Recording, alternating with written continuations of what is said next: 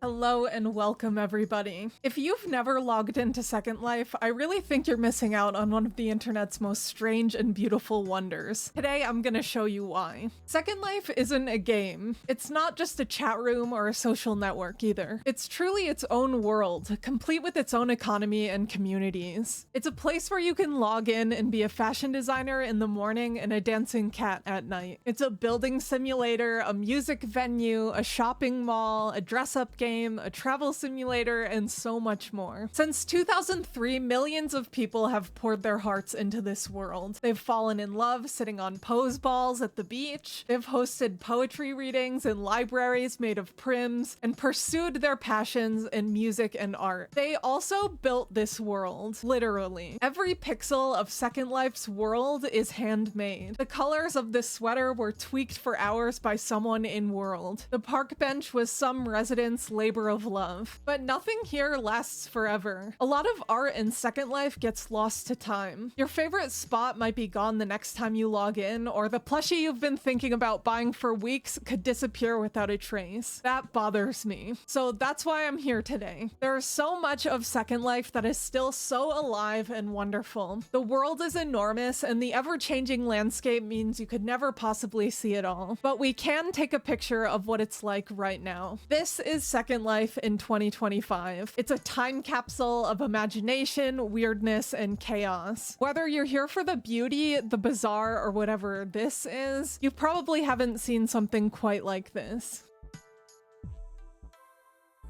When you log in to Second Life, you can be anything and anyone you want. I mean, anything. There's an extensive catalog of available avatars, including inanimate objects. These avatars can be incredibly complex, and every detail of them can be customized. During my entire time in Second Life, I don't think I've ever seen two avatars that look exactly the same. There's tons of talented people who sculpt custom bodies, heads, faces, eyes, fingernails, you name it. Add clothes, makeup, accessories, and hair on top of that. There's infinite possibilities. Multiple avatars can be saved for one resident too, so you can switch it up if you'd like to. Starting Second Life and picking out an avatar can be quite overwhelming. When I started, I felt like I was plopped in the world with very little instruction other than how to move around. I believe I had a classic avatar at the time as well, so if you haven't seen them before, here are some examples. Thankfully, these days, the default avatar that you start with actually looks pretty good. I'll also say the mechanics for getting dressed and putting on an avatar, it's not intuitive at all. I don't know how to describe it. It's unlike anything I've ever seen in a game before. I found it really difficult at first, but over time, you kind of get it. I started a new account to show off what it's like to start Second Life in 2025. When you sign up, you have an opportunity to make an avatar before you even step into the world. You can choose your body shape, pick your hair, and get dressed from a small pool of clothing. This is a really cool feature in my opinion. I think it's a way less overwhelming way to get yourself into the world. It instantly makes you want better clothes though. Like, what is this? This is not good. I booted up my SL viewer and started at Firestorm Orientation Island. This place teaches the basics: walking, flying, jumping, and sitting. I love that it introduces pose balls here as well. Pose balls are these little colorful balls that animate your avatar when you sit on them. They're mostly used for dancing now, and most modern builds don't usually use them. I find them really funny for some reason though, so I like seeing them. I got to edit my appearance for this new avatar, which gave me a really good opportunity to show off the appearance sliders. I just think these are neat. These can change basically every single aspect of your character's body shape. You can even do stuff that I've never seen in other character creators like this. This whole orientation experience made it quite simple to get started, so I'm really glad this resource exists. I finished walking through it and ended up at a social island where I quickly skedaddled back to my other avatar. In Second Life, there's no default home. It's not like in Animal Crossing where you start out in a tent or a house. You have to find somewhere yourself to make your home. When you start, your home will be automatically set to an orientation island, but you probably won't want to stay there. You'll want somewhere to change your clothes, unpack your boxes, and make sure your hair is on properly. If you're interested in building, you'll need a place for that too. There are changing rooms and sandboxes and places like that you can set as your home, so you don't actually need to spend any money. However, I think finding a place to rent is the way to go if you're willing to spend a couple bucks. If you're a real moneybags, you could buy a plot of land in Second Life for a couple $1,000s, but most prefer to rent for about $3 a week. The place you end up staying could be an empty plot in a field, a beach, a dense city, even in the sky if you want to. It's all up to you. I like having a house in a skybox, which is where this house is. I spent quite a bit of time decorating this living room to show off the process of building and decorating. I put down my couch that looks like my cat Mimo, my pom-pom rug, and of course, the Animal Crossing froggy chair. These are just a few objects that I had in my inventory, but you can really find anything on Marketplace for how you want your house to look. There's some pretty cheap or free houses and tons of furniture to put in them. I think my avatar even came with a few pieces of furniture. If you're really determined, you can 3D model and script your own objects to put in your house. I really enjoy the experience of building in Second Life right now. You can make it as cute or as weird as you want. You can upload your own textures, your own models, anything you can think of you can put in world. Now that I have a place to call home, it's time to leave. I can't just hide in my skybox up here all alone. I have to check out the world waiting outside. That's where all the friendships and the magic is. Let's see what's outside of these pixel trees before they disappear.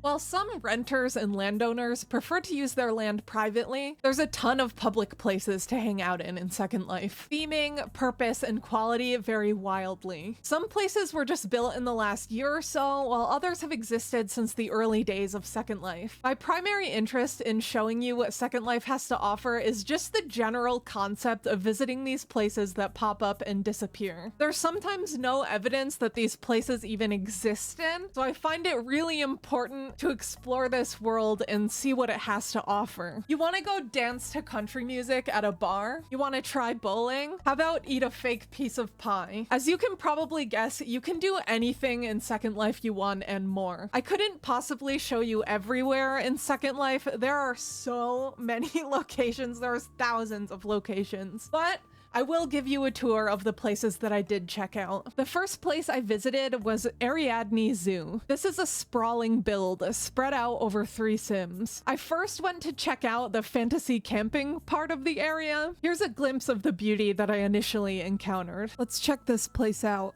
Ooh, a pool. Beautiful. Oh, I just heard a bark. Oh, because there's a dog in here. Hey, little guy. Oh, pretty. Delicious. So true, King. It's a horse stable. What's up, girl? We're gonna have to go look at the zoo. Cat cafe, game factory. This place is awesome. I did intend to go to the fantasy camping, so we should go there. Okay, this is fantasy camping. Wow. Wow. A little magical unicorn zone. I'm trying to fantasy camp though, so I need to figure out how to get in here. Wow. First things first though, we really need to get settled. A little bread car? Because I don't know how to get in here. Is it? Oh, there's an entrance. I walked around the entire thing for the entrance to be over here. Oh my. A lot of meat here. Where should we stay? All right, this, you can't go inside. This one's very pretty. There's a little bench outside. The bunnies. This, I can't even go inside. So that's a bust. Can I go into this one? Oh, this might be the spot. I got a little chair. It's been a long day. This one doesn't have a campfire, so I don't really like this area as much. It does have a swing though, and a raccoon. So I'm left with a tough choice. That doesn't have a campfire either. This one is the best spot, but there's no way to go inside.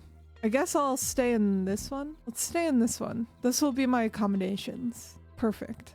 Since the fantasy campground was attached to a zoo, I thought it might be a fun idea to explore around there. I really enjoy seeing animals in Second Life, so I was feeling very hopeful. But first, I had to exit the campground. Thankfully, on my way out, I found some amazing places immediately. I first stumbled on what is this? A little food store. A bakery that also sells sody pops.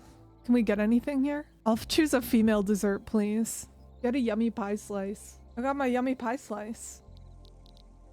Let's go eat this yummy pie slice outside. Look at the way that the prop is interacting with my animation override. What a delicious pie. Oh, you guys having an important conversation? Looks like it. Ah! Let's keep it going. What do you guys think is down there? Water. Let's not drown ourselves. Beautiful. Bumper boats? Oh, we can't actually do bumper boats. It was a prank. What a twist. Wait, is this where we do bumper boats? Also, what's in here? Oh, I can't go in. Oh. I'm still holding a fork. Can I catch it? There. Royal Rounds mini golf. And I see a hot dog in the distance with a hot dog man. All right. Oh my gosh, this is cool. Shall we play? Also, hey, Mr. Hot Dog. So how do we play mini golf? Get HUD. All right. Do I need a club? Oh, is this the clubs? X. Whoa. It's time for some mini golf, y'all. Okay. Okay. Get ball. Yeah. Okay. Okay.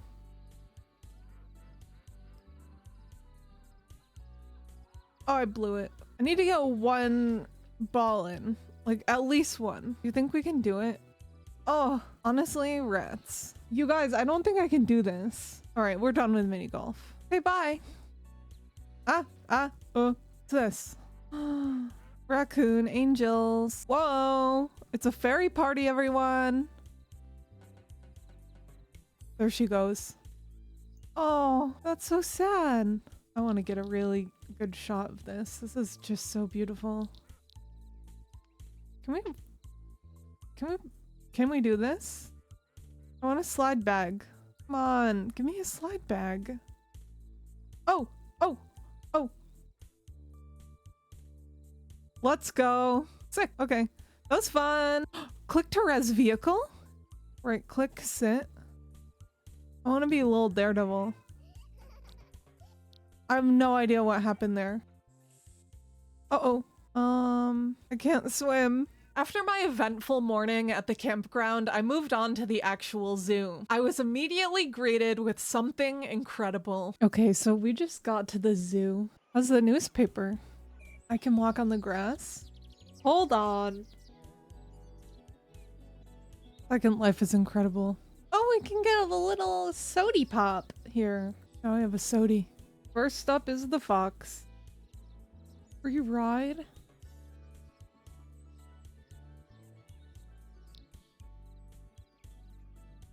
Well, the gravity of this thing is so weird. It's really fast too.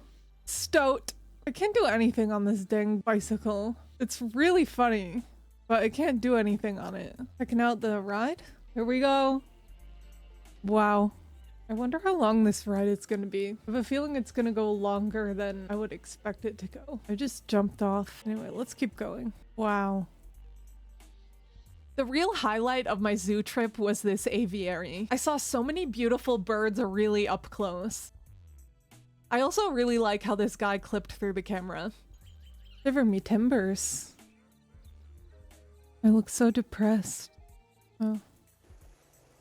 This is a cute little amusement park. This is really nice. After checking out some of the rides, I walked up a hill to get some scenic views of the Second Life landscape. Looking at this, I wish I would have flown closer to get a better view. I wanted to move to the next place, so I picked a new location. I went to this beautiful little cafe called Mountain Cafe in Tanglewood. There are so many cute details of this place that I didn't even get to appreciate. You have to be an absolute freak to eat steak with coffee. As soon as I sat down, some guy must have seen me on the map or something because he immediately came and crashed my party. It's a shame too, because I had the option to order a female soup and I didn't get to. The last thing I did on this day was stop at this tiny movie theater and sit in this sick vampire chair. I watched a little bit of this low-budget horror movie, but I didn't finish it. The next day, I warmed up by dancing around a little bit. After that, I went somewhere truly special. This is the Primitive Museum. This is a whole educational campus focused on the history of Second Life. I checked out a couple places on this campus at different points of the day. The first place I went was this history museum. The concept of this is really neat. You can walk through the years and read a little bit about what was happening every year in Second Life. Personally, I found the early years of Second Life particularly interesting, so I'm gonna give you a quick recap of what I learned. In 1999, Philip Rosendale, also known as Philip Linden, founded Linden Lab. Early on, Linden Lab was working on a haptics device called the Rig. This looks to me like an early VR headset. However, the Rig needed a virtual world for its users to exist in. Rosendale envisioned a vast, continuous virtual landscape spread across multiple servers. By 2001, Linden Lab was hard at work developing Linden World. The concept was to create a virtual environment where everything could be made with geometric shapes, colors, and textures. The early world was not open to the public and was just populated by like 15 Linden Lab employees. The world was populated by rock-eating birds, bird-eating snakes, and early avatars made of prims called primitars. Linden World would eventually be renamed to Second Life. In 2002, Stellar Sunshine became the first resident of Second Life. In December 2004, Nathan Cure created the first Try and Go, later stylized as Try and Go, Tringo, what do you guys call this? This game was explosively popular in Second Life. It's a bingo Tetris hybrid, and it actually became so wildly popular that the game was released on Game Boy, which I think is really cool. This world is fascinating. I learned about the Teen Grid here. The Teen Grid ran from 2005 to 2011, and it was intended for residents aged 13 to 17. Mainland Second Life was only available for residents aged 18 plus, so this was a place for younger residents to hang out. I read here that the Teen Grid had a huge military community and much of the land was combat oriented. Check out the teen font on this website, by the way. Exquisite. I put together something that I didn't really understand after this. Before filming for this video, I was digging deep into the history of Second Life, so naturally I went through the archive of the website. I noticed something really interesting. Between 2003 and 2006, the population of Second Life crawled to 100,000 residents. Between 2006 and mid-2007, that population exploded to 2 million residents. I couldn't wrap my mind around why so many new users flooded to Second Life during this time. The museum revealed that in May 2006, Anch Chung was featured on the cover of Business World for becoming a millionaire selling land in Second Life. I think that did something bizarre to the sentiment around Second Life. It suddenly became a place that you could make real-life capitalist dollars. Lots of people wanted in on that. In my research, I noticed that real-life businesses used to build stuff in Second Life. You could find a build made by Dell, IBM, Nissan, or Showtime's The L Word. Second Life was taken seriously as a useful tool for education and business for a little while. You can't really find a lot of stuff like that anymore. The perception of Second Life has definitely changed. I don't know if many are really taking it that seriously. Later in the day, I visited another section of the Primitive Museum where I got to see some iconic objects from Second Life over the years. I really enjoyed seeing the first Prim. I really want to show off the Linden bears displayed here. Lindens are employees of Linden Lab, and moles are resident artists, sculptors, or scripters that contribute to the world on behalf of Linden Lab. Each Linden or mole will create their own teddy bear they can openly share with residents. These bears are meant to showcase the personality of the person making it. There are some real hits here, including Pool Bear, Cowgirl Bear, and Fishing Bear. These are super, super cute. By far, the most exciting information I learned at this museum was the Eternal Cornfield. In the early days of Second Life, Linden Lab would ban bad and naughty avatars by sending them to a vast cornfield with no communication with the rest of the world. Among the corn was a slow-moving tractor and a television airing a show about a troubled teen trying to avoid a life of crime. I read that this is a reference to Twilight Zone, but I had no context to this, so it was really funny. These museum zones were super cool. If you're interested in an extensive documentation of the history of Second Life, I really recommend checking this out. This campus even had a MoMA on it. Anyway, back to what I was doing before I went to the second museum. After my initial visit, I headed over to Junk Food main store on Junk Food. Something about me is I love virtual food. I don't know what it is. I think it has something to do with the level of detail on these objects. Even if it's not highly detailed, I love virtual food. I just think it's cute. Anyway, here's my trip to the grocery store. Oh my god. I have a little cart. Let's do a little bit of shopping, shall we? Okay. If I move a lot, it works really well. But if I stop moving, all right, where are we in the store? What's here? The level of detail. So beautiful. Some of the stuff too, you can just like hold for immersion. Like you're hanging out at a, I don't know, an amusement park and you can hold an ice cream to make it feel more real. But most of all, I think they're just really cute and I like looking at this stuff. The style of it is just really pleasant. I love it. Like, are you kidding me with this? That's a bunny pizza. Delicious. This is like one of my favorite parts of revisiting Sims 2 actually, is the level of detail on food items. I don't know why virtual food is so appealing to me, but I love looking at it. Wow, I love it. Sodium noodle? Why are you doing that? Would you do such a thing? The public place. I also have a fascination with vending machines in Second Life. Here's some examples. Something about going up to one of these things and ending up with a little soda is just so excellent to me. Next, it was time to move to a new place. I went to a gas station. This is McGregor's Gas and Mini Mart. I think there's like in-world vehicles that you can like go to a station like this to fuel it up. I'm really interested in this place. Oh, I'm coming in. What can I get here? All right, let's see. We can get chips, coconut milk, soup, green beans. God, this is gorgeous. Wow. Doesn't this look refreshing? I would love a sip of virtual water. Oh, we can even get a fountain beverage over here. There's a bathroom.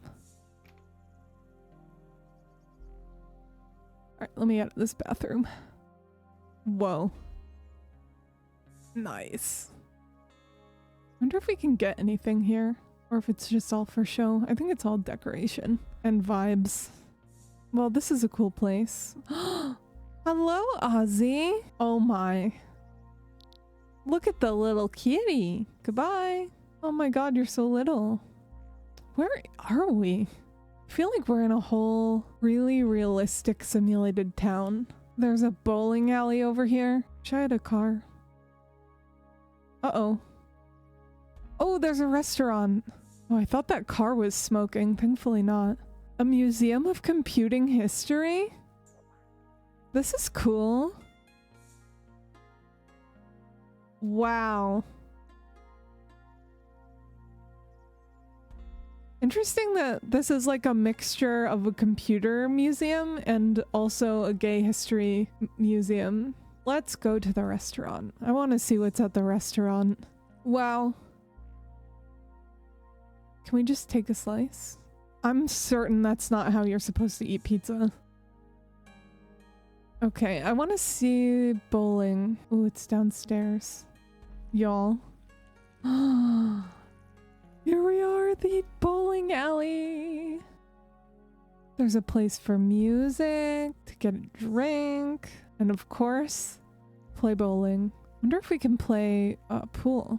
Table is turned off. Well, I guess we can't play that. How to bowl. Okay, so let's go up to a lane. Oh my gosh. All right, let's bowl. Okay, so we got to go into mouse look and shoot the ball. I'm gonna give it all the power. Pretty good. Nice. All right. Y'all, this might actually be too boring and slow to play the whole game. Okay, bye.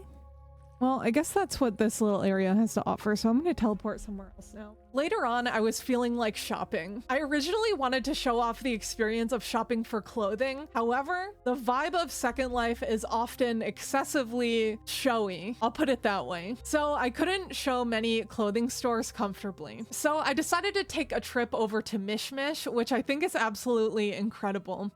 This is like unfair how cute this is. So these guys, you can buy them and attach them to your avatar. So when you walk around, it follows you. I'll show you what that looks like. He's just a stump. That's so cute. These I think you just put outside. I think these guys are furniture. Look at that guy. This person makes some of my favorite stuff in Second Life. How cute is that? Look at the texture. And of course, him. Wow. Look at these pigeons. Wow. They're actually really small. They're tiny. The fish I love so much. I think this is beautiful. Cute and beautiful. There she is. Isn't that cute? I love that so much. How precious.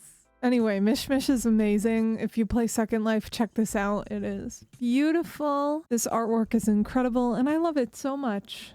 Uh-oh.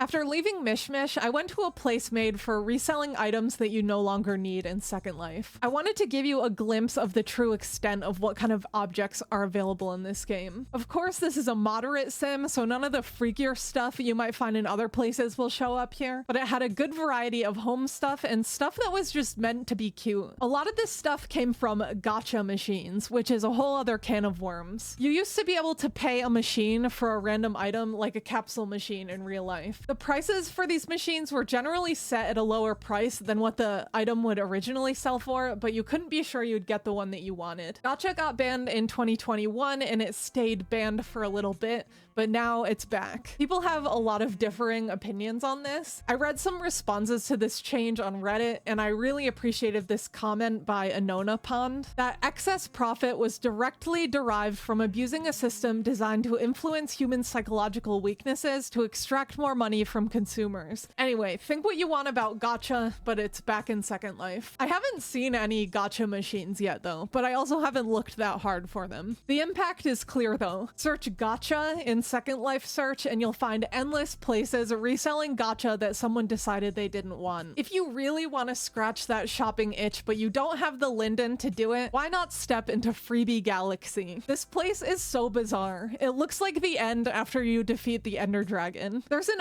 unbelievable amount of freebies in this place. The walls are absolutely covered with a wide variety of different objects. It seems like the first few floors mostly had clothes and avatar components. This place really gives you a glimpse of what older avatars looked like. Most of the stuff in Freebie Galaxy is built for classic avatars. The objects here are usually bulky and they don't fit in with the more realistic modern style of Second Life. It's just a weird and interesting place to visit. I like it. So what?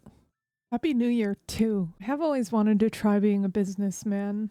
Should I get a business watch or should I get a Rolex? It's really beautiful. It even tells the time.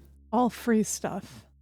So finally, to close out my Second Life experience, I went to a live DJ. Music clubs are very common in Second Life. They are some of my favorite places to go also. Music venues might have DJs or live performers singing and playing instruments. I'm sure there's a show for your favorite genre somewhere in Second Life, but the big ones I've seen are 80s music, EDM, country music, and jazz. A lot of these venues advertise their events, and you can find them easily in Second Life search. This gives any resident basically an endless stream of music events to attend. These events are so much fun too. You can go listen to the music, make your avatar dance, and talk with the other people that are enjoying the show. If I could convince you to try Second Life, this is what I would encourage you to try. Some of my most fun and social experiences in Second Life have been through enjoying concerts and DJ sets. Please try it, it's so much fun. I recommend, it's very fun. I think the main reason I love music clubs in Second Life is is because it seems to be the easiest way to talk to people. The backbone of everything in Second Life is attempting to connect with others. Second Life makes a very unique social environment, in my opinion. Studies have shown that people tend to feel more confident when they view their avatar as attractive, which in turn makes them more social. Most people in Second Life honestly make an avatar that's pretty hot, and I think it makes it easier to reach out and connect to people. Anyway, it's incredibly fun to run around visiting places with someone else or just sitting at the beach talking to someone. I've had some really wonderful conversations in Second Life, and I cherish the friends that I've made there.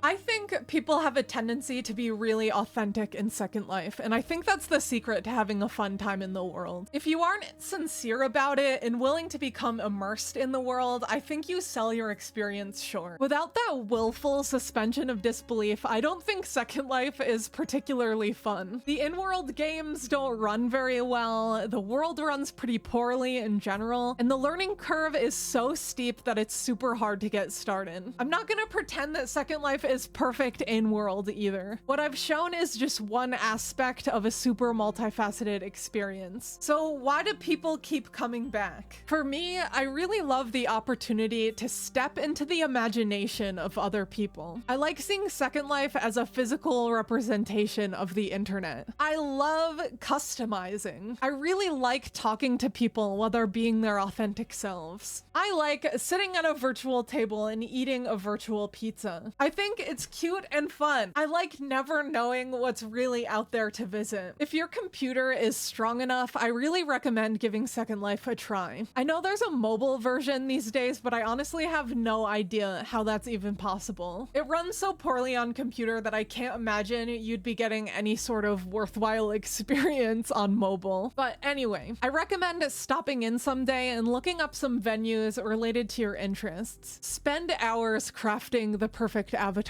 Meet yourself through your experiences here and take a look at some of these virtual parks before they're lost to time. I also just want to give a disclaimer. I think for a lot of people, Second Life is very precious to them, and they build this world where they really get to be themselves, so people are generally pretty protective over it. This is also why I didn't show name tags or anything like that, because I don't want to invade someone's privacy. So be kind. Let's be kind and have fun, and let's be sincere. Anyway, here's my question for the end of this video. What would your Second Life avatar be and why? Let me know. Also, if you want to see more Second Life content in the future, let me know about that as well. I would love to make more Second Life videos. I cherish this experience, and I really feel like this was truly the tiniest smidgen of a scrape of the surface of Second Life. Anyway, have a wonderful day, everyone. Thank you so much for watching. I will see you next time, and goodbye!